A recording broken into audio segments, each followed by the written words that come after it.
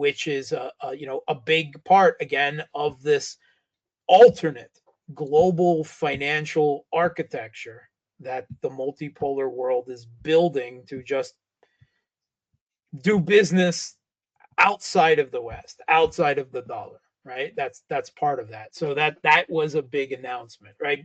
Banks aren't sexy, they're not military gear on display, they're not conflicts, right? But the truth is that money makes the world go round.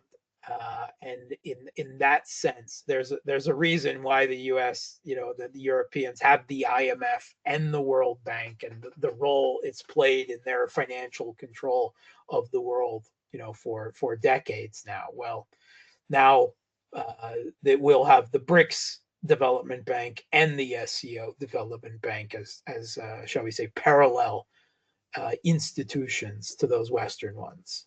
But I think probably the biggest concrete wasn't even necessarily an SCO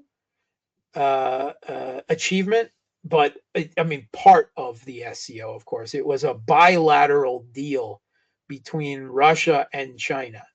Uh, the announcement of a deal being struck on the creation, finally, after a decade of um, negotiating it, of Power of Siberia 2 gas pipeline, which is going to run from Western Siberia through Mongolia and into northeastern China. And the important thing about this, there's already the Power of Siberia 1, which draws, from the gas fields in southern, southeastern Siberia. But this new pipeline, which will add, to the amount of energy Russia is supplying to China, again in defiance of the U.S. here, quite obviously, is coming from the Yamal gas fields in northwestern Siberia. And the importance there is these are the fields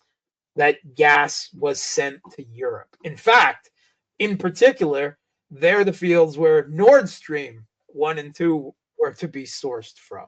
So this is China, this is Russia closing the door on Europe, saying, all right, we're done with you. We want a reliable consumer. We want someone who's not going to be trying to, pressure us and influence and overthrow our government and everything else while we're doing business with them, and who is a reliable partner. And this gas is now going to go to China, and that's huge.